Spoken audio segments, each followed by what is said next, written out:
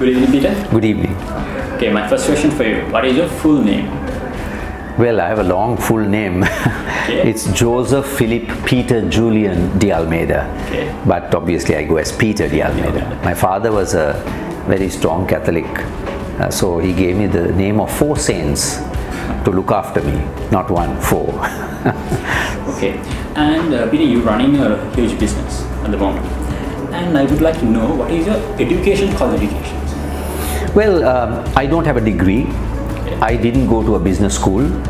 And I didn't even go to a technology school. So sometimes I wonder, how is it that, without all of that, that I'm fortunate enough to be doing what I'm doing. So it's an interesting situation. So that means the education is not the opportunity.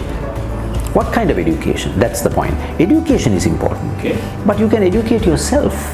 So you see, the school education is what is the problem. Because you see, now if you take my A-levels, I was in the A-level class. I was very interested in physics. I was interested in 2 physicists called Max Planck and Niels Bohr, quantum physics. Now I used to ask, I was fascinated about what they were doing. So I asked the master a little bit about quantum. He said, Peter, ඔය පඬිත ප්‍රශ්න අහලා තමසේ sure එකටම fail වෙනවා. Exactly correct, I failed. So it's not because I was not interested, I was not ready to just memorize and answer questions. Now today, in fact, the book is there with me. There's a small book. I could have kept it with me and shown you. It's called 7 Basic Lessons on Physics by a superb physicist called Carlo Rovelli. I learned more about particles and Newton, Einstein's theory, the electromagnetism of Clark and Faraday, all of that from that book. Then I learned for 2 years in my A-level class. So it's about how do you educate yourself, not necessarily through the standardized testing and the qualifications. But there are brilliant people who have also gone through formal education, so you need both. You were involved with film industry. Yeah. And the career as an actor, how it support to you for building this kind of a business and all? And one more thing, addition to that question. You are an actor, and you at the same time you are a businessman. So how you manage time? Okay. So, well, the thing is this, I'm not a professional actor in the sense I don't act for a living, because I would have been a very poor man, one thing, because it's a struggle for very fine actors and actresses in this country to make a living out of this industry. Yeah, only by acting, and they're struggling, and particularly once they get old and don't have roles, there's no pension or anything like that. That's a different matter. But the thing is, I think what has helped me acting is this: I was always found myself acting from the time I was small. It gives me, I think, it's the ability to tell a story, really, because even in business, you need to be a storyteller. You need to be able to tell a story to people to whom you are selling a solution. You need to tell a story to your employees to join you. You're constantly be telling stories, not this not that, but to be able to take an idea and to be able to make it so simple. So I think what I've done with acting has helped me to present myself and to be able to stand up there and connect with people. That's another thing. So you can connect with people if you tell good stories, right? You can connect with children, you can connect with employees, you can connect with your business partners, you can connect with your customers. So I think that's what has helped me. Time, of course, that's why I don't do a lot of work in films. One is I'm a little selective about the work I do. But then more than that, I think it's time, because like in anything, even if you do a small part, you need to put a lot of work. Now that Kumbio that I acted in recently, I was in 3 episodes, 20 minutes each. I was not there for all 3 episodes, so maximum I would have been there 60 minutes of screen time. But I prepared for at least 1.5 months, because you need that kind of hard work. So I can't do both, I can't do as much acting as I would like to have done. So that's the only problem. You told me that for 60 minutes of acting time, you prepare for 1 month. At least 1 month. So yeah, that can be, 1.5 months. Yeah, that can be the main reason. The Yes. thing is like wow. Yes. People grab this yes. very wow. Yes. Thank you. Okay, Peter. So you have experience with so many other countries. So why do you think that Sri Lanka, most of Sri Lanka, we have heard that Sri Lanka is a developing country for decades. So what is the biggest issue that why we can't become a developed country? So what is the issue? What is the problem? And do you have a solution for that? Well, I wouldn't go so far as to say I have a perfect solution for this, but I think the problem is that the country is largely governed by politicians, isn't it? And there aren't politicians today who have a vision for the country. Largely, they are there in power to make themselves richer. By and large, mostly. I mean, you look at your own experience, I don't have to tell you, you have your own experience as university students. You look at these politicians and the way they behave in parliament, and even those who have called themselves presidents of the country. I mean, they are not interested in developing the country. So if we have a group of people who are really wanting to make this a better place, we can. Because we can learn from our past. We have a great tradition of building communities. Now take our irrigation system, the ancient irrigation. We have a fantastically advanced water and soil conservation system. What have we done? Destroyed it.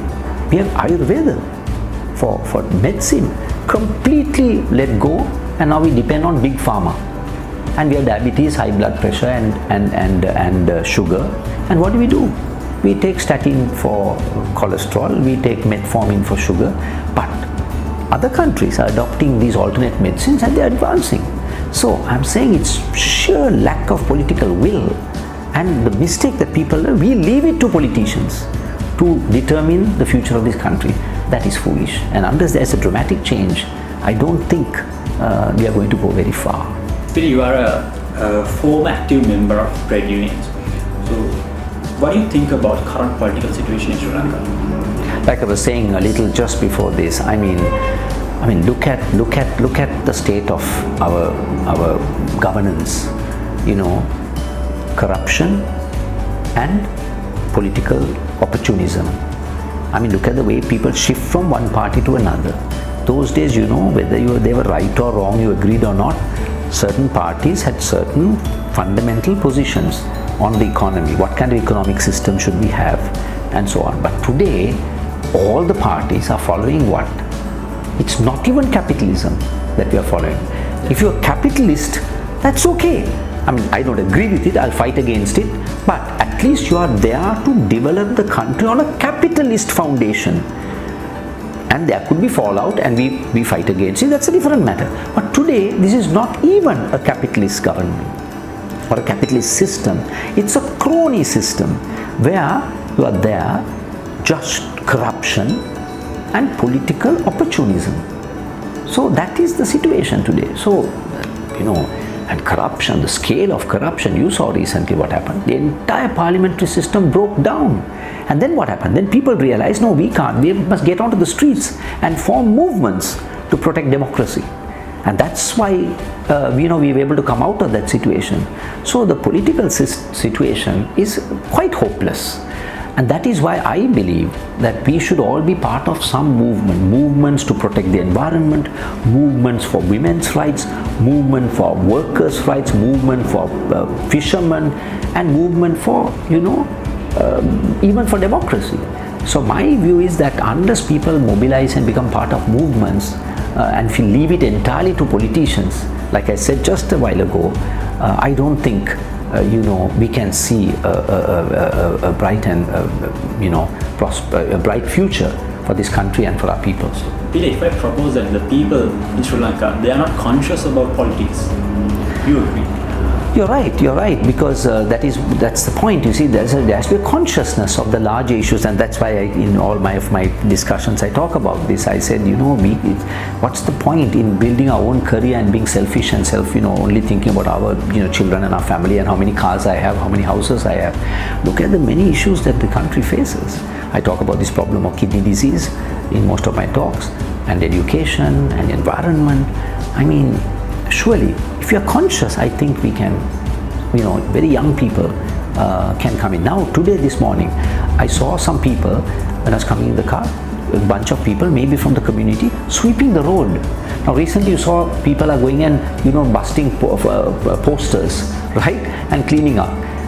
But now you see there's a sudden, after this recent problem with the parliament, there is a consciousness that people get together and we protect our community, our small community, then we start there. So villagers can say, let's get together, no more polluting our rivers.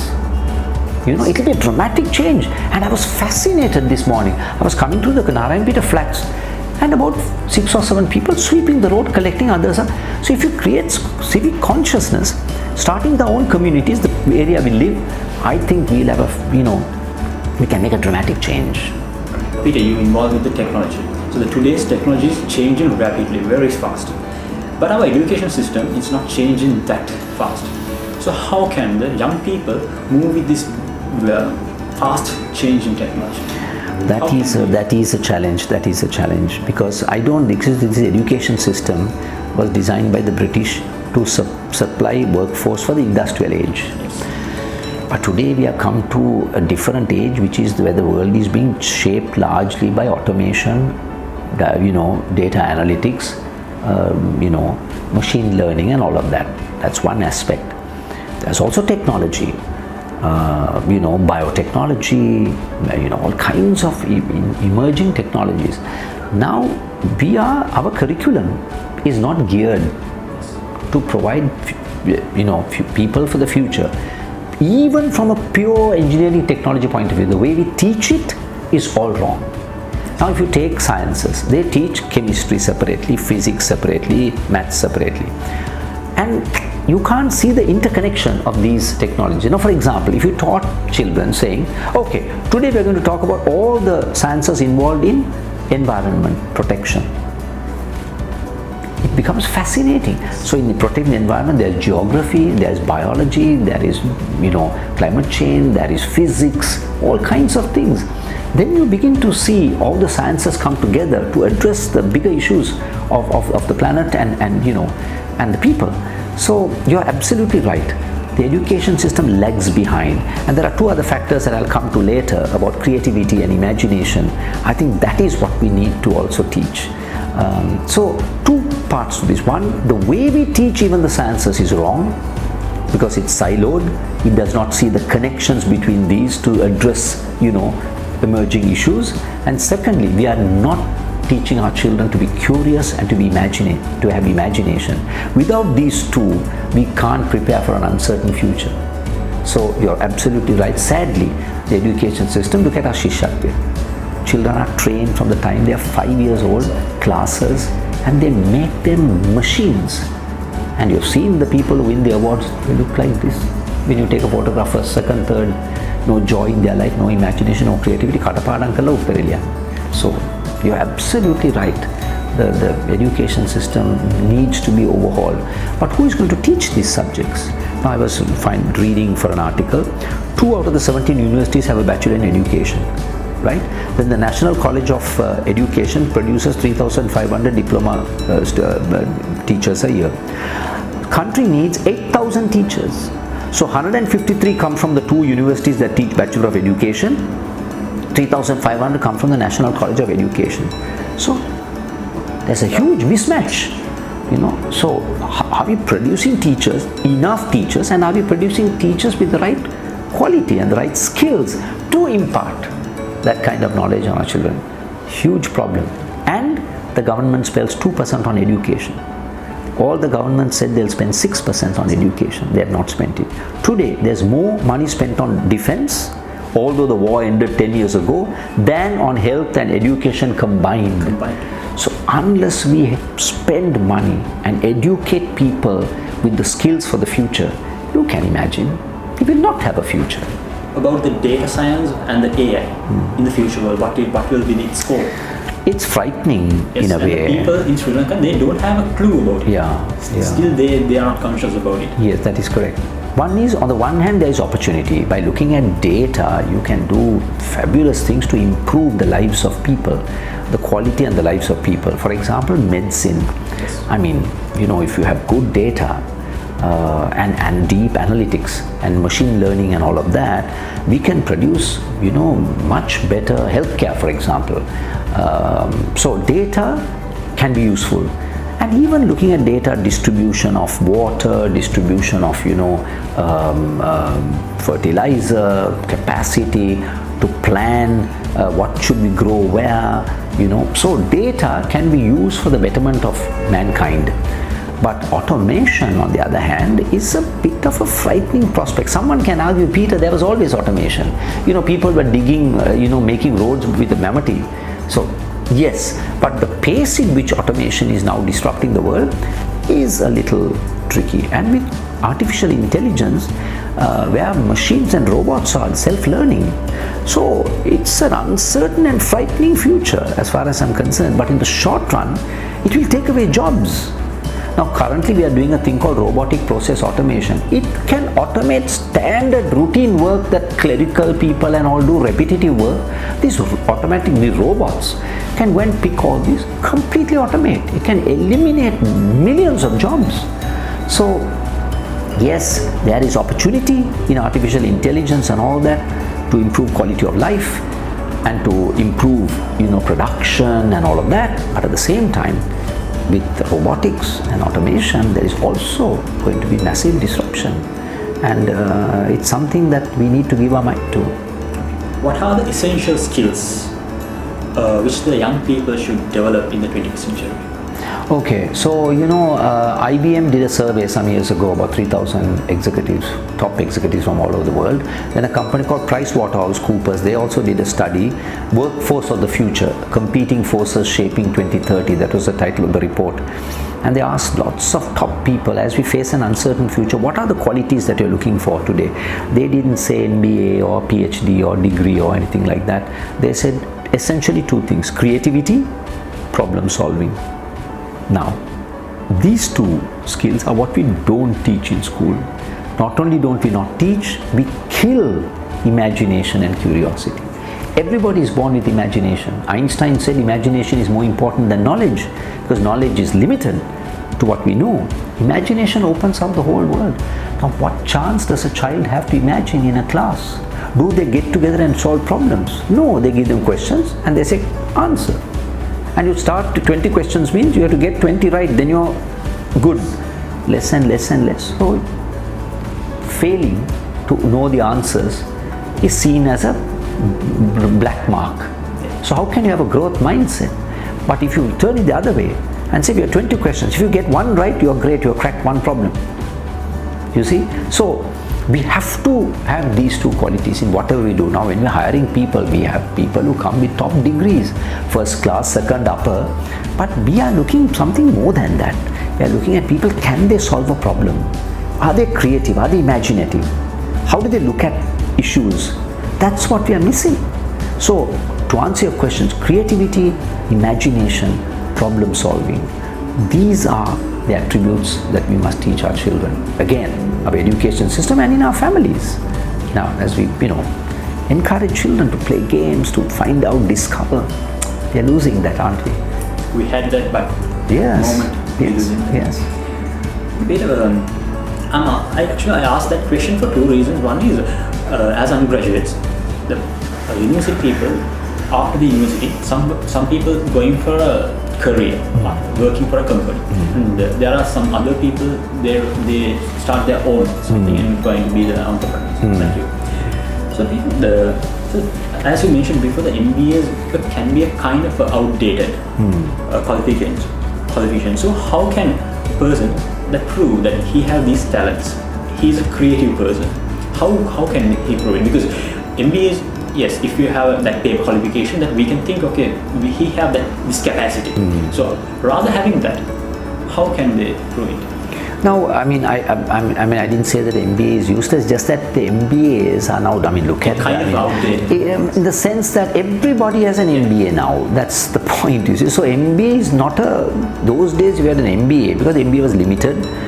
And I suppose you learned something special out of it. Now, with privatization, yes, anybody can offer an MBA. And so people go, again they follow the same process, no, they answer the question, they'll write a report. So we don't know the quality. There are good MBAs also, there are top MBAs where you learn something of substance. But again, it's where the MBA comes from. Even if you get an MBA from a good school, if you don't apply the learning into real world situation, that's where the imagination and curiosity and those other skills come in. How do I apply what I learn? That's the problem. So if you learn it or have studied it, something that I learned about valuation in an MBA class, but if I am not able to see how does this work in a real world and try using my learning in different situations, that's where the imagination comes in, no? Because you are able to take this learning and say, hey, I can apply this. For example, now we have people who come to do analytics. They come from statistics degree. So if you give them a problem, they are not able to say what should I use to solve the problem. But if you tell them, use a particular algorithm or a technology, then they will do it beautifully. But the fact is they don't know what should I apply.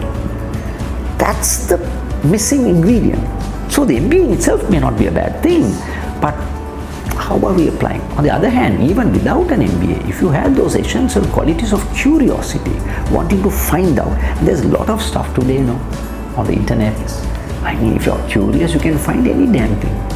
So curiosity is a key feature. The problem is with the young people, okay, they're running after the paper qualifications, yes. Because on an interview, they can show that is correct. This is I have. That is correct. Interviews, they also expecting that. That is correct. That is correct. Because you see, you have to get in through the door, no? Yeah. Now, if I apply for a job, like your first question, education, I won't get called for an interview. But if I can tell a story, if I can look at what is written, here are the qualifications you need, and if I can tell a story why I think I can do this job, then if it's a smart HR person or a smart manager, might figure out, I say there is something interesting here. So you can present yourself differently, and the company that's hiring you also must be open to this kind of thing. You are right, largely the company, they'll give someone else to do the first round. Now we have hired people without any of those qualifications, and some of them are world class. At least 2 of them I know. I can't go into the details. They didn't have any qualifications. They were working as call agents in a support company that provides call agents. That's all they had. Today, both of them are world class in technology because you have some ability to learn without paper qualification. So that's true. You can't get through the door. Peter, you were very successful in your career, and what became the changing point to become an entrepreneur? I don't know really, because you see, even in my career, I was always entrepreneurial. I never considered anything I did as a job. I would always push it beyond the limit. Now even today, I mean, although I'm an entrepreneur, meaning I started Enable with 13 people, but I'm a paid employee. You see, I have a small stake in the business with some of our key employees, but largely we are building this business while being paid employees. But so I never thought about it like that. I never thought, okay, now I'm doing a job, now I'm an entrepreneur. Right throughout my career, I've always felt I have to build a business, whether I do it as my own or whether I'm doing it for someone else. So that entrepreneurial quality I think I had. So I always felt, no, I never confined myself. I go beyond. So I said, how can we make this better? Not just, okay, now they're paying me a salary, I'll do this job, this is my job description. I was never like that. So always pushing the boundary, building the business, So for me, it's a natural extension of who I am, really. So I like to build a team, an organization, a business. That's what I think I'm good at, and that's what I enjoy doing. Okay, Peter, we were talking about the people who are coming out of the universities. Yeah. some people going to the companies, so Yeah. they need the skills. Right. And some people are going to become an entrepreneurs. So what can be the message that you're going to give them to people who are going to be an entrepreneur? What is the message or the opinion you're going to give? Well, one is, I think you must have, if you're really talking about entrepreneur as in somebody wants to start a business, startup, like startups, anything. Well, I think you must have an idea, no? You must have an idea. You must have one or two, not just one. You must. I think I can build a business around this idea, or a technology, or whatever. So you have an idea. I can build something, and then you pursue it. So two things you need. One is you have the capacity to think of ideas, and not just one idea, because you have to constantly, it's an ongoing process. You can't work on one idea and say I've done it. So because the world is changing, you need to change, your product needs to change, so you're a man with ideas. You're sensing opportunities. That's the second thing. You have to sense an opportunity. You have to be able to spot an opportunity. I say there's an opportunity, I can do something to fill this opportunity. That's the second quality. Third is you have to have the staying power. There'll be ups and downs. So when you go really low, you have to be able to hold on and stay there. Now when we started the company with 13 people, we were thinking of Dialog as a big customer for a big project. That year Dialog went from 10 billion profit to 0 to 10 billion loss. Our big project went up, nothing new, so what? So we'll do something else. So you have to have the staying power. And lastly, hard work. Now when we started Enable, when I came from Millennium, at Millennium we had $2 million net profit, and we won't touch a project unless it's $50,000 GP. When we came here, we had to roll our sleeves, hit the road and work hard, and we used to get purchase orders, $1,000 GP gross profit. We used to clap and hug the fellow. Fantastic. Hard work, there's no shortcut to that. So those are, I think, the qualities you need to be an entrepreneur. Okay, Peter. Tell me, how is the Enable, your company, is different from the other companies you can? We can see so many companies in Sri Lanka, and there are manpower companies. And so how is the Enable? Yeah, it's a technology, but how is the environment in the Enable differ from the other companies? I think now when I talk to people who leave a company for various things, go abroad, get change their career, whatever, the one thing they talk to me, they say what they like about Enable is our culture. So I say, what about our culture? They say, open, completely open, no hierarchy. Everybody is almost, open. Anybody can talk to anybody, first name terms. And they said people are very open to sharing knowledge. Lots of other companies, they'll say, this fellow learns it, he'll go ahead of me. So I won't share that knowledge. So we're open to learning, we're open to sharing. So I think that separates us quite a bit. And the second is, we are not complacent. We don't think the success, what brought us to this point, from 13 people to 200 people and 20 million, 25 million, $30 million of business, we are saying that may not be enough to build us, to give us leadership into the future. So we are constantly looking at evaluating our business. Right now we are going through a radical change in our business plan. We are sure that if we continue to do what we are doing today, we will not be in business in another 3 years. So we are ready to challenge ourselves and ready to let go of certain things that are successful today that we know for sure is not going to bring us success into the future. So we have that capacity to let go of something that's making us good money, but that we know we can't spend more and more in this technology because this is a dying technology. So we are ready to dramatically transform ourselves. And that is the dynamism, I think, that will help to sustain this company into the future. As one time the Mark Zuckerberg says that if I'm not killed Facebook at the moment, somebody else will be killed. There you are. So we have to change the strategies and go move on. And Jeff Bezos, yes. Amazon, I'm not a great admirer of him as a human being and his politics and all that. But he said, he called his employees and said, one day Amazon will go bankrupt. He didn't say might, may, will. So, I think we have that culture of, guys, don't think we have made it. It's a constant readiness to change and challenge yourself. I think that's what separates us, really. finally, what is the message that you have for the undergraduates? What is the message you have for undergraduates for today and for the future? Well, your name, Venasa. Okay. So I'm saying you must always live a life where you can say, Mata Venasak karanda puluwan. Otherwise, what's the point? You just go along with life, make no change to you, to your environment, to your people, to your country. So I think the key message is always try to make a Venasa in your job, in your life, for society. And to do that, I think you need to have just one quality, curiosity, kutuhala. Let me be curious about what I'm studying, what I'm doing, curious about the world, curious about what's going on. And I think that is what you need. And then you see, the problem is we are spending too much trying to make our CV our life. Yes. You know, our CV is our life. We make our CV look better. That's hopeless. You know, it's not your qualification, but see whether you can infuse life into your career, other way around.